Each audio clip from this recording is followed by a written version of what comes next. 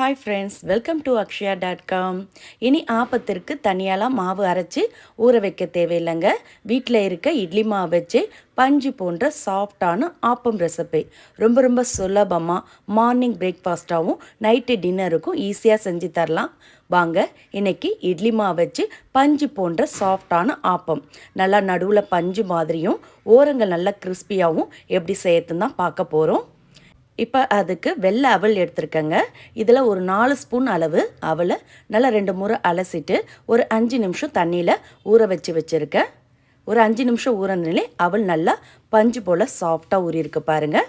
இப்போ இதில் இருக்க தண்ணியை வடிகட்டிட்டு இந்த ஊறின அவல் எல்லாத்தையும் மிக்சர் ஜாருக்கு மாற்றிக்கலாம்.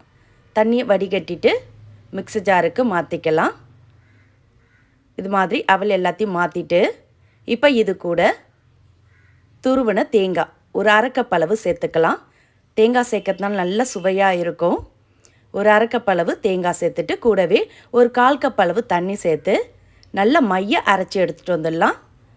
தேங்காயெலாம் கொரகொரப்பாக தெரியாத அளவுக்கு நல்ல இது மாதிரி மைய அரைச்சி எடுத்து வச்சுக்கலாம். இப்போ நாள் அரைச்ச இட்லி மாவுலேருந்து ஒரு 1/2 கப் அளவு மாவு எடுத்து வச்சுருக்கேன். புது மாவை எடுக்காதீங்க. ஒரு 2 நாள் மீந்த மாவாக இருந்தாலும் இட்லி மாவில் எடுத்துக்கலாம். ஒரு 1/2 கப் அளவு மாவு எடுத்து வச்சுருக்கேன். இப்போ இதில் நம்ம அரைச்சி வச்ச அவல் தேங்காய் விழுதை இதில் சேர்த்துக்கலாம். கொஞ்சமாக மிக்சர் ஜாரில் தண்ணி விட்டு அலசி ஊற்றிக்கோங்க. அதிகமாக தண்ணி ஊற்றிட வேண்டாம். ஒரு 1/4 கப் அளவும் எக்ஸ்ட்ரா மிக்சர் ஜார்லையும் தண்ணி விட்டு அலசி ஊற்றிருக்கேன். இப்போ இதை நல்லா கலந்துக்கலாம். மாவோட நல்லா கலந்துட்டு இதை அப்படியே ஒரு பிளேட் போட்டு மூடி வச்சிடலாம். ஒரு 10 நிமிஷம் மாவு ஊறட்டும். நம்ம அரைச்சி ஊற்றின தேங்காய் அவல் ஊறி நல்லா மாவு ஆப்ப மாவு பதத்துக்கு கிடைக்கும். இப்போ ஒரு 10 நிமிஷத்துக்கு அப்புறம் திறக்கிறேன். நம்ம ஊற்றின தேங்காய் பால் அவல் சேர்த்து நல்லா மாவு கொஞ்சம் லைட்டாக புளிச்சிருக்கு. நல்லா நொறையாக எலும்பி பாருங்கள். ஆப்ப மாவில் சோடா உப்புலாம் சேர்த்து ஊற்றுவாங்க. ஆனால் நம்ம சோடா உப்புலாம் சேர்க்காம இன்ஸ்டண்ட்டான ஆப்பத்துக்கு வேண்டிய மாவு ரெடி. இப்போ இந்த மாவை ஊற்றுறதுக்கு நான் நான்ஸ்டிக் ஆப்பச்சட்டி எடுத்து சூடு பண்ணியிருக்கேன். இது மாதிரி நான்ஸ்டிக் ஆப்பச்சட்டி இருந்ததுன்னா எடுத்துங்க.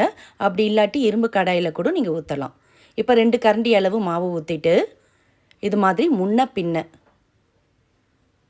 இது மாதிரி சாய்ச்சிங்கன்னா உங்களுக்கு ஃப்ளவர் ஷேப்பில் ஆப்பம் கிடைக்கும். இது மாதிரி ஃப்ளவர் ஷேப்லாம் இருந்ததுன்னா குட்டீஸ்லாம் பார்த்ததும் விரும்பி சாப்பிடுவாங்க. குட்டீஸ்க்கெலாம் இது மாதிரி ஊற்றி கொடுங்க. ரொம்ப ஈஸியான மெத்தடு தான். இப்போ இது மாதிரி மாவு ஊற்றிட்டு கொஞ்சமாக மேலே லைட்டாக எண்ணெய் ஊற்றிட்டு இப்போ கடாயை மூடிடலாம். மூடி ஒரு நிமிஷம் அப்படியே இருக்கட்டும். அடுப்பு மீடியம் ஃப்ளேம்லேயே வச்சுக்கலாம். இப்போ பாருங்கள், ஓரங்கள்லாம் அதுவாகவே வெந்து எலும்பி இருக்குது பாருங்கள். நல்லா ஓரெல்லாம் கிறிஸ்பியாக நடுவில் பஞ்சு போன்ற சாஃப்டான ஆப்பம் ரெடி. இப்போ அதே ஆப்பச்சட்டியில் திரும்ப 2 கரண்டி மாவு ஊற்றுறேங்க. மாவு ஊற்றி நல்லா ரவுண்டாக இது மாதிரி சொயிட்டி விட்டுங்க. பெருசாக இது மாதிரி சொயிட்டிட்டு அப்படியே கொஞ்சமாக எண்ணெய் விட்டுடலாம். எண்ணெய் விட்டு இப்போ ஆப்பச்சட்டியை மூடிடுங்க.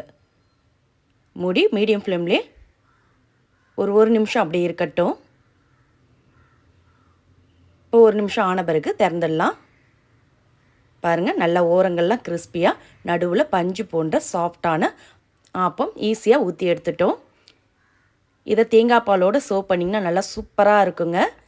இட்லி மாவில் இப்படி ஆப்பம் செய்யலாமா நீங்களே ஆச்சரியப்படுவீங்க. அந்த அளவுக்கு நல்லா சூப்பராக இருக்கும்.